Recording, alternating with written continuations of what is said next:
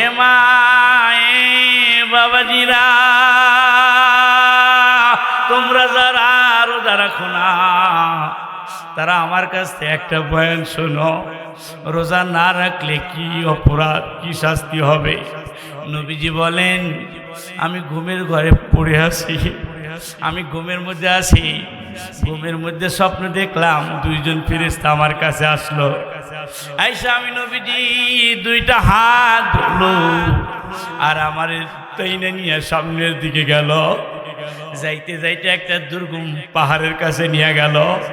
নবী আমার ডাক দিয়ে বলেন, আমাকে যখন দুর্গম পাহাড়ের কাছে নিয়ে গেল, ফেরেশতারা ডাক দিয়ে কয়, হুজুর আপনি পাহাড় বয়া ওঠেন। বলে, আমি কেমনে উঠবো? আমি তো পাহাড় বা জানি না, কোনো সিঁড়ির তো ব্যবস্থা নাই, আমি কেমনে উঠবো? ফেরেশতারা দুইজন নবীজির দুই বাহু ধরে, হাত ধরে টেনে টেনে উপর দিকে নিয়ে যাইতেছেন। নবীজি বলেন, আমি যখন পাহাড়ের মাঝখানে চলে গেলাম, তখন আমার কানের মধ্যে এমন কান্নার আওয়াজ আসতেছে, ভয়ঙ্কর কান্নার আওয়াজ। এরকম কান্নার আওয়াজ আমি শুনি নাই। আমি ফেরেশতাদেরকে জানাইলাম কারা কান্না করে। ফেরেশতারা ডাক দেখো, আর একটু উপরে ওঠেন। আমারে যখন পাহাড়ের উপরে নিয়ে গেল, আমি তাকায় দেখি এক শ্রেণী মানুষেরা, যাদের পাগুলো আল্লাহ উপর দিকে বেঁধে রাখছে, মাথাটা নিচের দিকে, বাবা মাথাটা নিচের দিকে, পা উপরের দিকে, মাথা নিচের দিকে, আর তাদের দুইটা গাল করার দেওয়া চেরা হইতেছে। তাদের দুইটা গাল আমি দেখলাম করার দ্বারা চিরাইতেছে, আর তাদের মুখ দিয়ে গল গল করে মরা রক্ত বাইর হইতেছে। আমি ফেরেশতাদেরকে জিজ্ঞাসা, এরা কারা? ডাক দেয়া কয়, এরা হলো ওই সমস্ত ব্যক্তিরা যারা মাহে রমজান মাসে দিনের বেলায় খাইতো। আল্লাহ রাব্বুল আলামিন তাদের জন্য আযাবের ব্যবস্থা করছেন। বাবা এ বন্ধু, রোজা ভাঙার আগে চিন্তা কইরো, তোমার আমার গালটা কিন্তু করার দেয়া সেরা হবে, আর মুখ দিয়ে কিন্তু অনর্গল শুধু পচা রক্ত বের হবে। এই জন্য তোমাদের পায়ে ধরিয়া বলি, একটা রোজাও নষ্ট করবা না। কতক্ষণ ঠিক কিনা মুসলমান ভাইরানে আমার? কিতাবের মধ্যে আরো আছে, কাব ইবনে উজরা রাদিয়াল্লাহু তাআলা আনহু বলেন, আমরা মসজিদে নববীতে বসা ছিলাম, আরে হঠাৎ করে নবীজি আসলো, আমাদেরকে ডাক দিয়ে বললো, তোমরা মেম্বারের দিকে আগায় যাও। আমরা মেম্বারের দিকে আগায় গেলাম। আমরা দেখতেছিলাম মায়ার নবী মেম্বারের প্রথম সিঁড়িতে যখন পা রাখলেন, নবী আমার আমিন বললেন। আমরা দেখলাম আবার যখন নবীজি দ্বিতীয় সিঁড়িতে পা রাখলেন, তখন নবীজি আমিন বললেন। আবার দেখলাম নবীজি মেম্বারের তৃতীয় সিঁড়িতে যখন পা রাখলেন, আমার নবীজি আমিন বললেন। আরে বয়ান খুতবা যখন শেষ হয়ে গেল, সাহাবায়ে কেরাম নবীজিকে ডাক দেয়, মায়ার নবী প্রত্যেক দিন তো এরকম করেন না, আজকে কেমনে যেন এরকম করলেন বুঝলাম না, আজকে কিসের জন্য এমন করলেন আমাদের বুঝে আসলো না। মায়ার নবী ডাক দিয়ে বলে, সাহাবীরা শোনো, আমি যখন মেম্বারের প্রথম সিঁড়িতে পা রাখলাম, তখন জিবরিল আমার কানে কানে এসে বইলে গেল, ওগো মায়ার নবী, আল্লাহ রাব্বুল আলামিন আমার খবর দিয়ে পাঠাইছে, যারা মাহে রমজান পাইছে আর জীবনের গুনাহ মাফ করতে পারলো না, আল্লাহ বলছে তারা যেন ধ্বংস হয়ে যায়। আমি জিবরিল আমিন বলছি, এখন যদি আপনি নবী আমিন বলেন তাহলে কার্যকর হয়ে যাবে। আমি নবীজি আর দেরি করলাম না, আমি নবীজি আমিন বলে দিলাম। ও নবীজি, বুঝলাম রোজার মাসে গুনাহ না মাফ করতে পারলে আল্লাহ তাদের ধ্বংস হওয়ার বদদোয়া করছেন। চ্যানেলটি সাবস্ক্রাইব করে আমাদের সঙ্গেই থাকুন। এ মা, আজকে যে তুমি পর্দা ছাড়া চলো, আজকে অনেক মাকে দেখা যায় রাস্তাঘাটে মাথায় কাপড় নাই। আরে ফাতেমা তো জোহরা বলেন, আমি দেখতেছিলাম আমার বাবা কান্না করে। আমি আমার বাবাকে ডাক দিয়ে বললাম, বাবা তুমি কান্না করো কে? তোমার কি মায়ের কথা মনে পড়ছে নাকি? নবী আমার ডাক দিয়ে বলে, ফাতেমা তোমার মায়ের কথা আমার মনে পড়ে নাই। আমি কান্না করতে সেই কারণে, আমি যখন মেরাজে গেছিলাম জান্নাত আল্লাহ দেখাইছে, জাহান্নামের কিনারে যখন আসলাম আমার কানের মধ্যে চিৎকারে আওয়াজ আসতেছে। কে যেন চিৎকার করে, এমন চিৎকারে আওয়াজ, গাদার চিৎকারে চাইতেও ভয়ানক চিৎকারে আওয়াজ। আমি জিবরিলকে ডাক দিয়ে বললাম, জিবরিল এই কান্নার আওয়াজ কোত্থেকে আসে? জিবরিল আমার ডাক দেখো, ইয়া রাসূলুল্লাহ এই কান্নার আওয়াজটা জাহান্নাম থেকে আসতেছে। কে কান্না করে? এমন বৃষ্টি ভাষায় কে কান্না করে?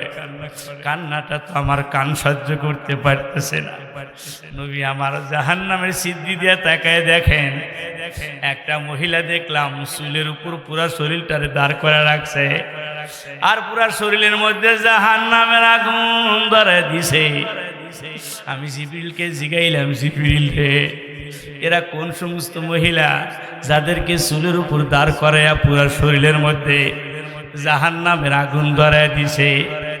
নবীজিকে জিবরিল ডাক দিয়ে বলেন, ইয়া রাসূলুল্লাহ এরা হলো ওই সমস্ত মহিলা যারা মাথায় কাপড় দিত না।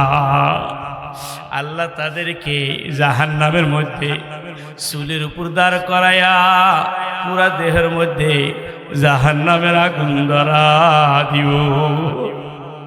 এ মা এই জন্য তার পায়ে ধরিয়া বলি, মা মাথায় থেকে কাপড় খুলিস না, মা খুলিস না, মা কষ্ট করে মাথায় কাপড় দিয়ে রাখ। আল্লাহর পয়গম্বর বলেন যে সমস্ত নারীরা মাথার মধ্যে কাপড় দিয়ে চলবে কাল কঠিন কিয়ামতের ময়দানে, যেদিন আরশে আজিমের ছায়া ছাড়া কোনো ছায়া থাকবে না, ওই দিন যে সমস্ত নারীরা মাথায় কাপড় দিয়ে চলবে আল্লাহ তাদেরকে আরশে আজিমের নিচে ছায়া দিবে। চিল্লায়া কান্না মারহাবা।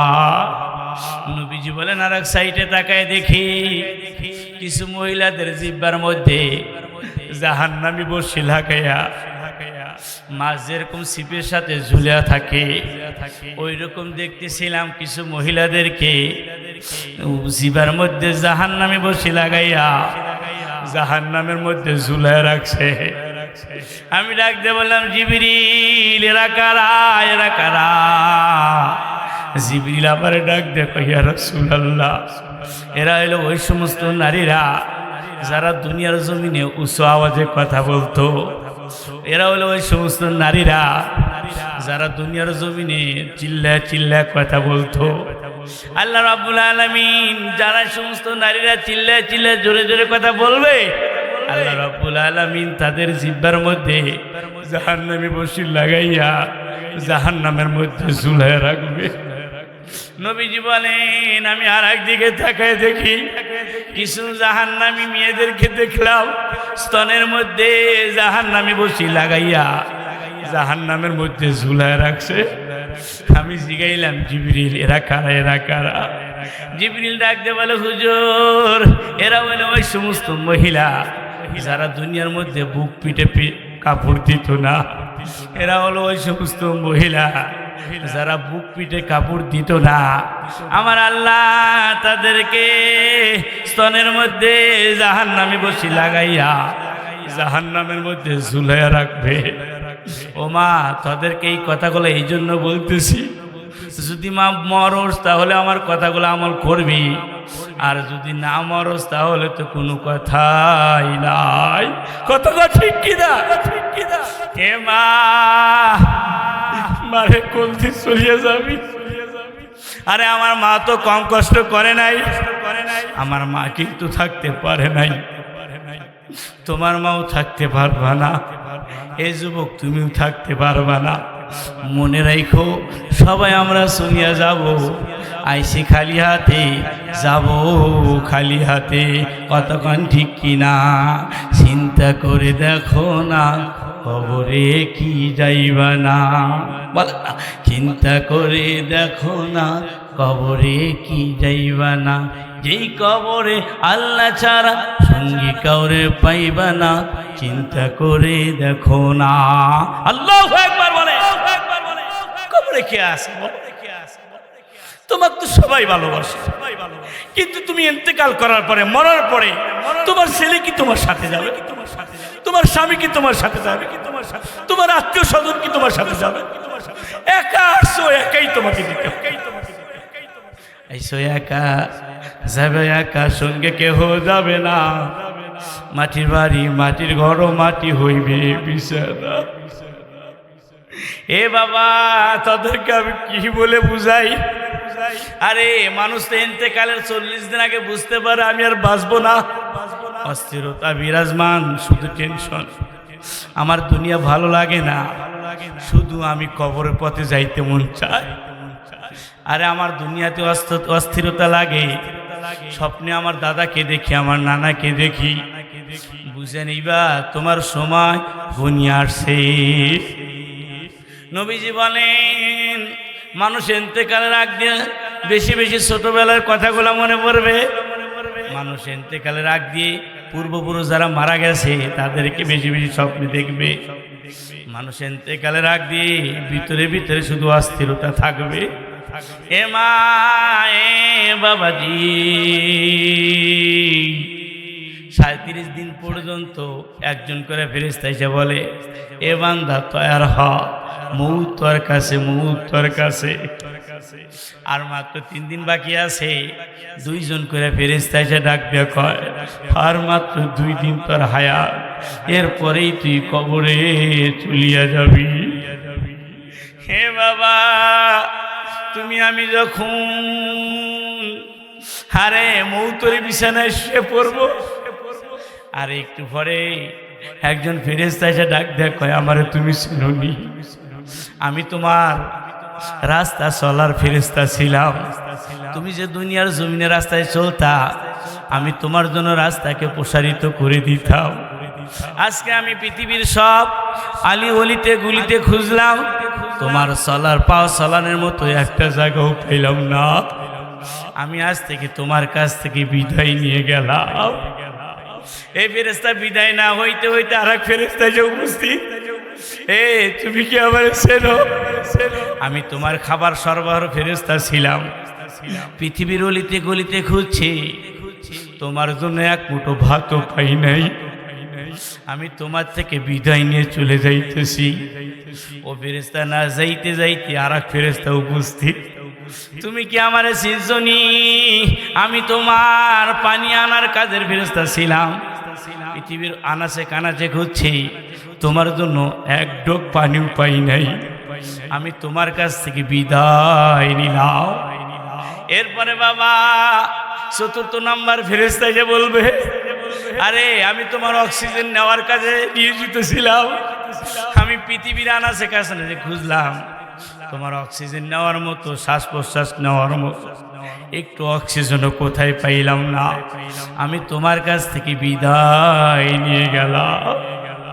এ বাজান, সব ফেরেশতাগুলা যখন বিদায় নেবে, তখন তোমার সামনে এমন একজন ফেরেশতা দাঁড়িয়ে যাবে, যার মাথা জমি, যার মাথা আসমানে, আর পাটা হইল জমিনে। তুমি দেখেই তো ঘামা শুরু হয়ে গেছে। তুমি এবার চোখটা ঘুরাও, এদিক ওদিক তাকাও, এর মধ্যে আর এক ফেরেশতা চলে আসছে। আর এক ফেরেশতা তোমার বালে ঘর পর থেকে মউত পর্যন্ত কোথায় কোন গুনাহ করছো সব আমলের ডায়েরি নিয়ে তোমার সামনে উপস্থিত। আরে তোমার চোখের সামনে ধরে, এই যে তোমার গুনার কাজগুলা, এই যে তোমার নেকির কাজগুলা। তুমি তোমার আমল দেখতে চাও না, শুধু চোখগুলা ঘুরাও। আরে প্রতিবেশী দাদি কয়, ও কাক জানি দেখবে, আসলে ও কাউকে দেখবে না, ওকে আমল নামা দেখানো হইতেছে। ও আমল নামা দেখবে না জন্য চোখ এদিক ওদিক ঘুরায়। আমি আমার আমল দেখবো না, আমারে দেখাইও না। আল্লাহ কয়, করতে ভালো লাগছে, কেন আমল দেখবি না? হে বাজান, তখন আল্লাহর বান্দা বলতে থাকে, ইয়াকুলু ইয়া লাইতানি লাম আত্তাখিয ফুলানান খলিলা। আল্লাহু আকবার। তখন বলতে থাকে, আমি কেন আলেম ওলামারে বন্ধু বানাইলাম না, আমি কেন নামাজ পড়লাম না, আমি কেন নামাজিওয়ালাদেরকে সঙ্গী বানাইলাম না। আজকে আমি বড় একা, বড় একা। আল্লাহু আকবার। আরে আমার ওয়াজগুলাতে এখন তোমার বুঝে আসবে না, যেদিন তুমি চলিয়া যাইবা সেদিন আমার ওয়াজগুলা তোমার বুঝে আসবে। কথা বলো ঠিক কি না? লা ইলাহা, জোরে লা ইলাহা, লা ইলাহা ইল্লাল্লাহু মুহাম্মাদুর রাসূলুল্লাহ। লা ইলাহা, জোরে লা ইলাহা,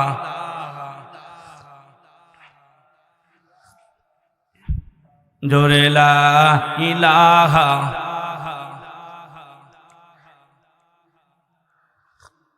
যেভাবে কইতেছো মনে হইতে তো হরানা গেছিস নাকি? আরে জোরে কয় লা ইলাহা। গান করতে লোক মজা নাই, চুপ করে রইছো। যদি করে আমি গান কই, পরে না চোখের পলক, দেখলি নি কিভাবে শুরু করে, কথা কয় না রে। গান কইলে যুবকের ঘুম টান টান, 12টা পর্যন্ত 1টা পর্যন্ত চাষ চলে, টেলিভিশন চলে, একটারও জীবনী না। আর মসজিদে গেলি তাই কি হইলো, বাবা সারাদিন কাম করি তো ঘুম ধরছে, কথা কয় না কেন, কথা বলেন না কেন, কথা বলেন না কেন। চাষ টালে বসে রয়েছে, 1 কাপ চা, মানে তোষণ দিল তো ফুরা দিব, তাড়াতাড়ি তুলে দেবো বুদ্ধু বা ফিরোজ দোকানদার তুলে দিব বা চাষটালা তুলে দিব, এদের খায়। তোমাকে 1 কাপ চা গহম দিছি, 3 ঘন্টা পরে খাও, খালি তো আমার ওটা নাকবো, এই জন্য চা খাই না, খালি শুয়াই, কথা কয় না, সোয়া আর টেলিভিশন দেখে, কথা বলে না, কথা বলে না, সারাদিন টেলিভিশন চলে। কি অবস্থা রে দাদা, ঘুমাও গা, কয় কিসের ঘুম রে, কেবল শুরু, কথা কন না খায়। আবার ডিজিটাল কায়দায় কয় ঘুম তো অনেক পারছি। আল্লাহু আকবার। এ বাজান, এই যে মজমাটা ছোট, এই মজমার ভিতরে আমার আল্লাহ কুদরতি ভাবে বসে গেছে। এই যখন মজমাটা শেষ হয়ে যাবে, বান্দার সব জীবনের গুনাহগুলো মাফ হয়ে যাবে। আল্লাহু আকবার বলেন। আর যে আবালগুলো ঘুমাইতেছে, ঘুমা ঘুমা ঘুমা, বেশি করে ঘুমা, ঘুম তো আর পাবি না, কি কন? আগের চাচারা গজল কইছে, এই ঘুম ঘুম নয়, আসল ঘুম কবরে। আজকে যারা চোখগুলার জায়গায় জায়গায় বয়ান শুনতেছো না, হাসের ময়দানে দেখা হবে, ওই দিনকে বলবা মুফতি সাহেব ওই দিনকে বয়ান শুনছিলাম, বয়ানের কারণে আল্লাহ আমাদের মাফ করে দিয়েছে। আর কপালগুলা ঘুমাইতেছে ঘুমাইতেছে, ঘুমাগা ঘুমা, খুব ঘুমা, কত ঘুমা আর ঘুমা। আর কিছু চাষটাল গরম করতেছে, কিছু ফেসবুক গরম করতেছে, আর আবাল জুয়ান সামনে পরীক্ষা, মোবাইল খামচাইতেছে, ক্লিক ক্লিক, ঠিক না? আর কিছু আছে, ওরে ও বাঁশরি বানাইলে দিওহানি, কথা কয় না রে।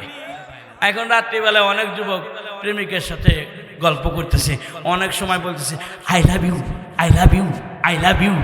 অশিক্ষিত বাবা কয় কে রে, আমার সওয়াল এত রাইতেও পড়ে, সাংঘাতিক সওয়াল, রাইতে ইংলিশ পড়ে, আমার সওয়াল তো এক চান্সে গোল্ডেন প্লাস।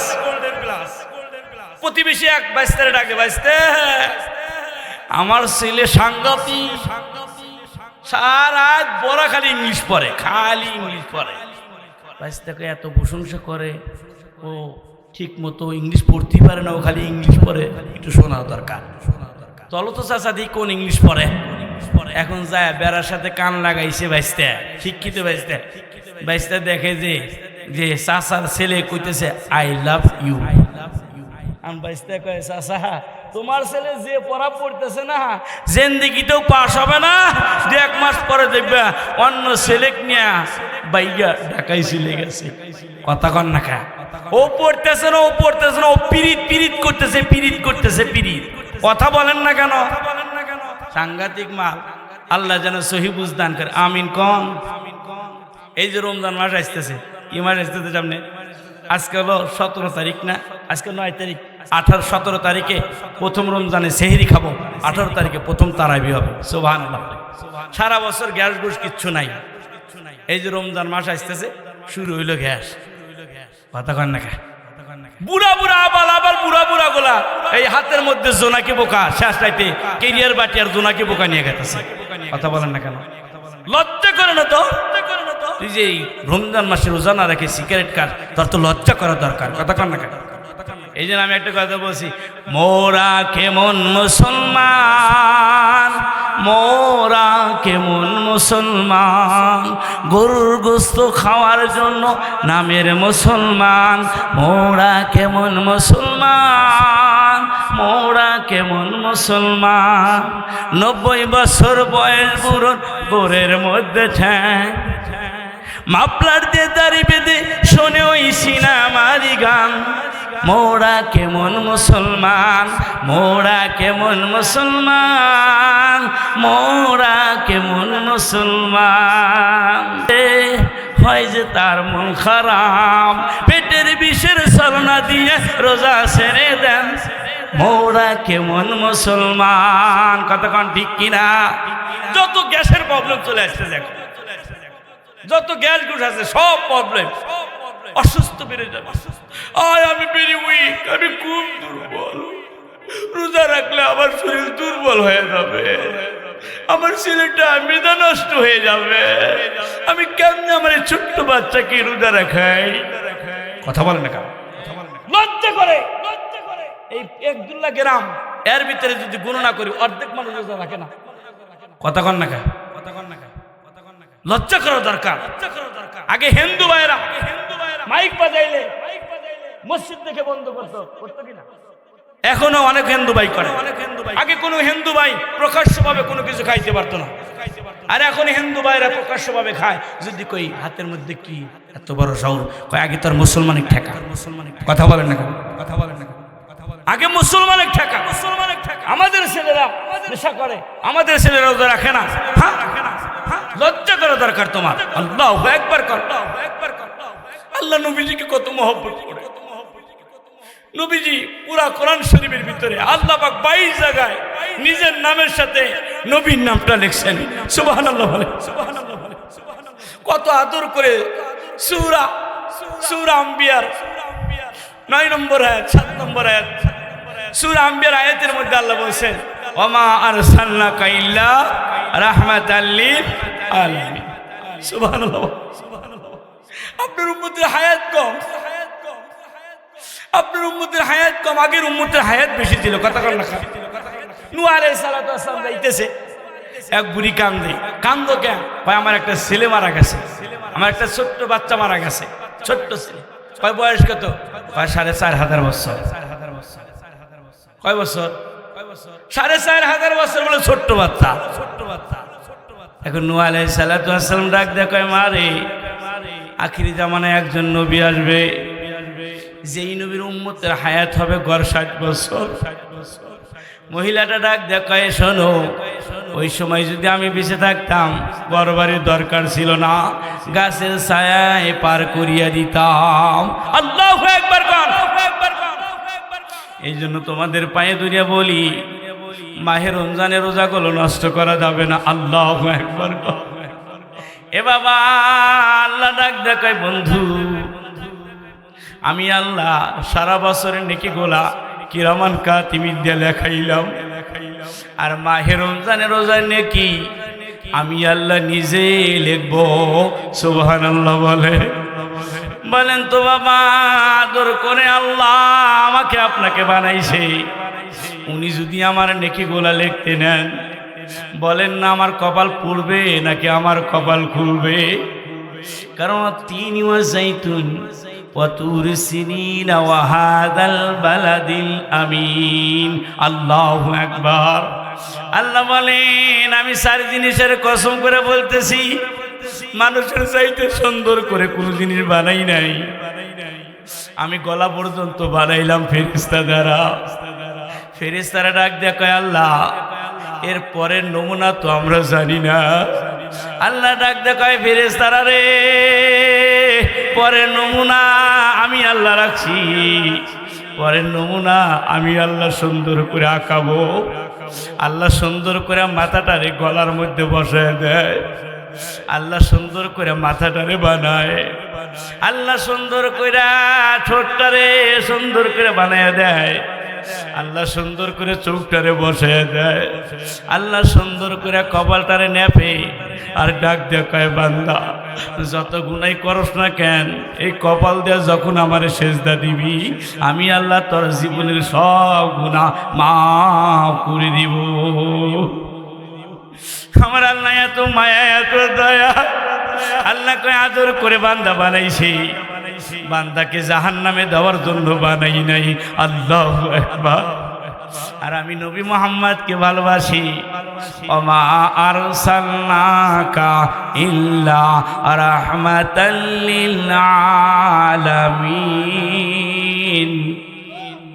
আমি আল্লাহ বন্ধুকে বড় ভালোবাসি, এই জন্য আমি আল্লাহ বন্ধুর উম্মতের জন্য রোজা বাজেট করলাম।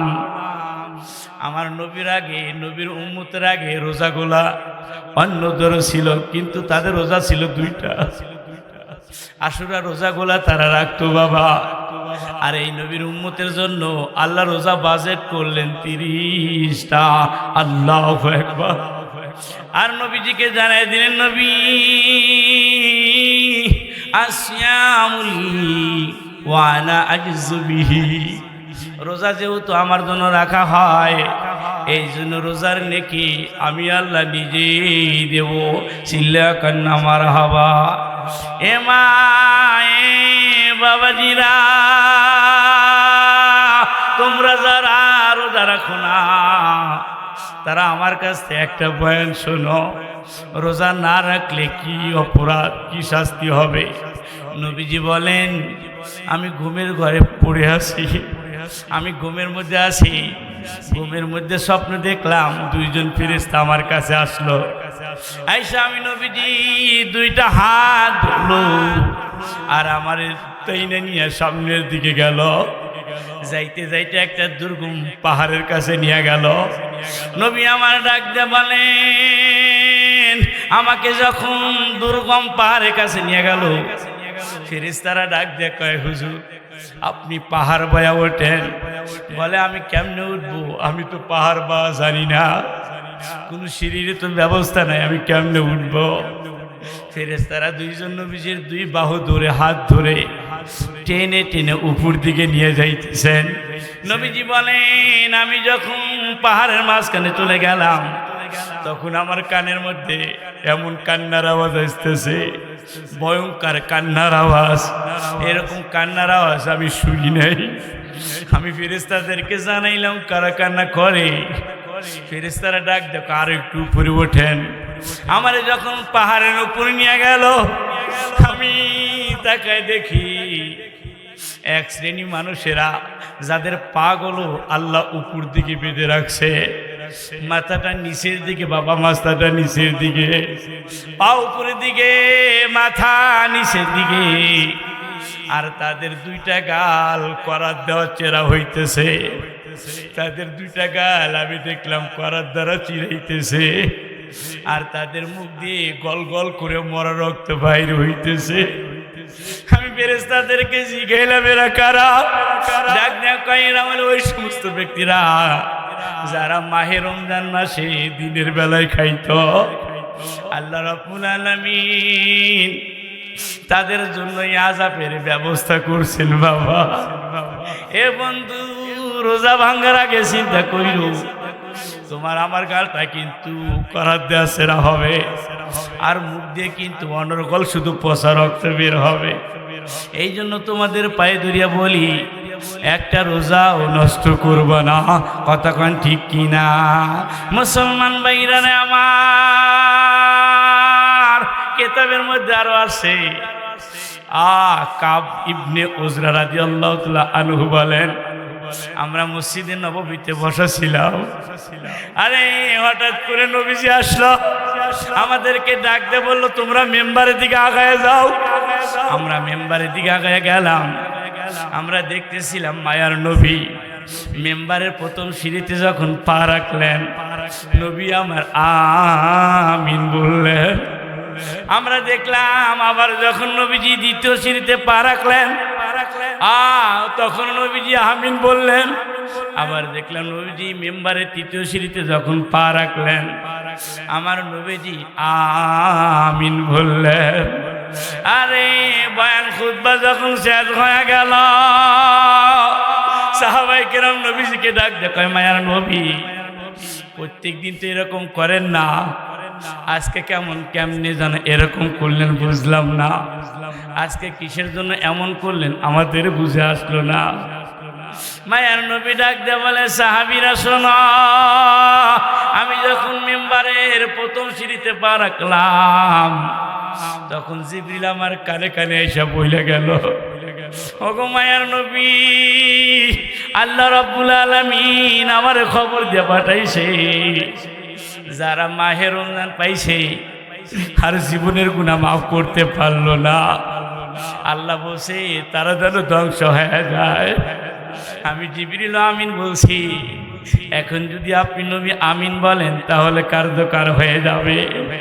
আমি নবীজি আর দেরি করলাম না, আমি নবীজি আমিন বলে দিলাম। ও নবীজি বুঝলাম রোজার মাসে গুনাহ না মাফ করতে পারলে আল্লাহ তাদের ধ্বংস হওয়ার বদদোয়া করছেন।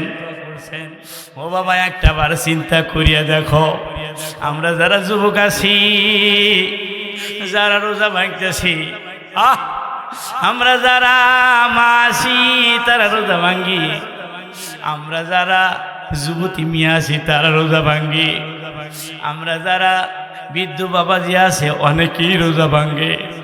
আবার অনেকেই বলে আমি অসুস্থ মানুষ, রোজা রাখলে অসুখ বেড়ে যাবে। পয়গম্বর বলছেন না না না, কারণ রোজার মাধ্যমে অসুস্থ পারে না, বরং রোজার মাধ্যমে আল্লাহ বান্দাকে সুস্থ করিয়া দেয়। চিল্লা কাউনা মারহাবা। কারণ নবীজি হাদিসে বলছেন as-sawmu li-sihhatika, রোজা আল্লাহ দিয়েছে, বান্দা যখন রোজা রাখবে আল্লাহ বান্দাকে রোজা রাখার বিনিময় সমস্ত রোগ থেকে শেফা দিবে। চিল্লা কান্না মারহাবা। আর আমরা রোজা ভাঙ্গি, একটাবার চিন্তা করিয়া দেখো মা, আমার নবী তোমার ব্যাপার বদ্ধ দিছে। ও যুবক, নবী যদি বদ্ধ দিয়ে থাকে অবশ্যই নবীজি বদ্ধ দিছে। আরে তাহলে তোমার আমার কপাল তো পুড়িয়া যাবে, তওবা করিয়া যাও, রোজার মাসে রোজা ভাঙবো না, মনে থাকবে ইনশাআল্লাহ।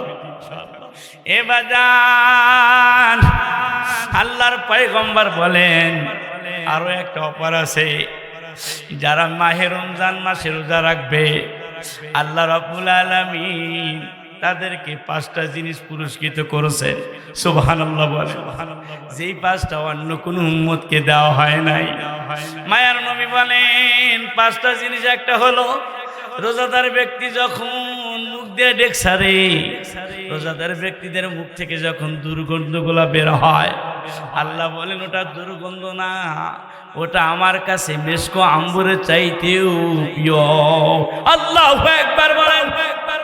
নবীজি বলেন যারা মাহে রমজানে রোজা রাখবে আল্লাহর পয়গম্বর বলছেন গর্তের পিপিলিকা থেকে সমুদ্রে মৎস্য পর্যন্ত ওই ব্যক্তির জন্য আল্লাহর দরবারে গুনাহ মাফের দোয়া করে। চিল্লা কাউনা মারহাবা। 3 নাম্বার, আল্লাহর পয়গম্বর বলছেন যারা মাহে রমজানে রোজা রাখবে আল্লাহ রাব্বুল আলামিন তাদের জন্য তাদের জান্নাতগুলো সাজাইতে থাকে।